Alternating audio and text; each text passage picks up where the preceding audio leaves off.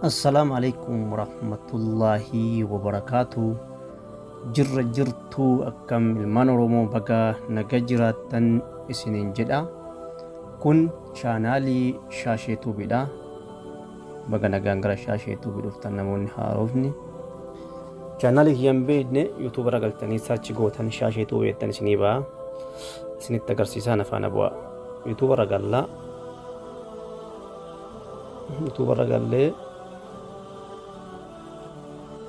bakka sarchii kanatti as dhufnee Shaashee Tuubii yoo jenne jala kana sarchii goona. Namoonni Shaashee Tuubii malatan baay'eedha.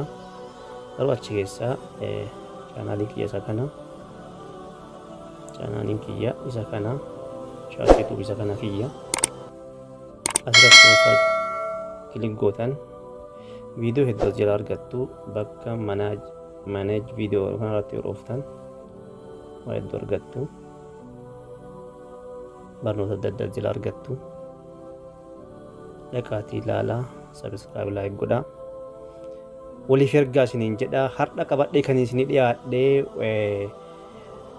YouTube keessas ta'ee Facebook yookiin Instagram haa ta'u viidiyoo tokko jaalattee gadi buufachuu barbaadde karaa kamiin gadi buufatta bilbila keessatti aappii bareedaa qabadhee isinii dhiyaadheera. Hanga xumuraatti nafaana bu'aa isiniin jedha. Suduudumaan gara Play Store deemna. Play Store keessa gallee 4K jenna. 4K real video download godhanii akkana barreessina. Gubbaarra barraa'ee kanatti 4K real HD video download godhanii kana barreessina. Achi booda jala kana dhumne sarchi goone kan dhumne jechuudha. Sarchi goone waa hedduutu nu bada. Isa keessaa kan buufanna isa kana jechaadha. Isa kana download goona. Kan duraanuu buusee waan jiruuf isin install gootu open jedhee seena.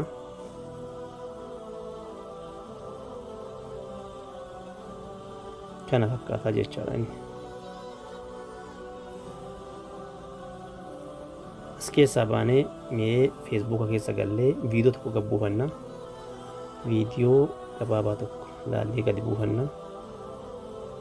Mee viidiyoo tokko gad buufachuuf yaalii goona.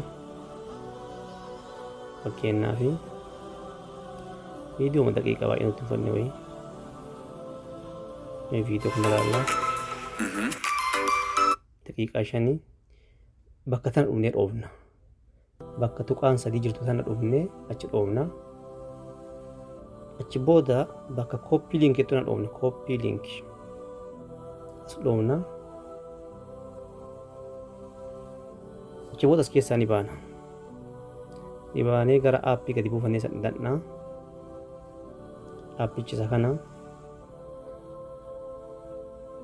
Aappichi isa kana. Asne duuba deebina. Welcome jedha. Click kettaani bakka click star jedhu kanarratti as dhufta.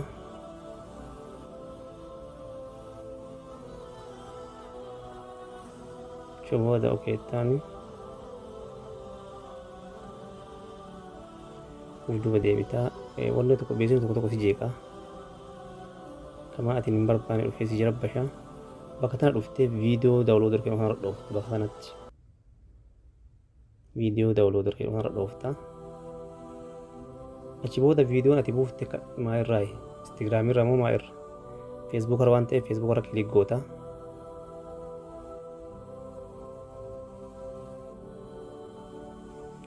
Achi booda bakka tana dhuftee qubaan gadi qabdaa asirra paste goota.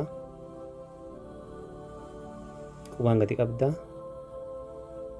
Paste tutta. Achi booda download jedhu kana dhoofta. Viidichi bu'aa jira jecha. Kun viidichi bu'aa jira. Bu'ee raawwateera jecha. Amma viidiyoo san dhaqnee wajjin halaalloo as keessaa baanee gaalarii keessa galla. Kunuuti viidichi nu bu'eera jecha. fiidichi isa kana jechaadha. Bifa kanaani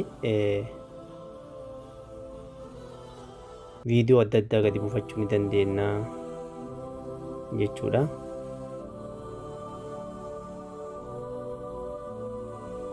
Fayyaa fi nagaan naa turaa. Assalaamu alaikum warahmatullahi wabarakatuh.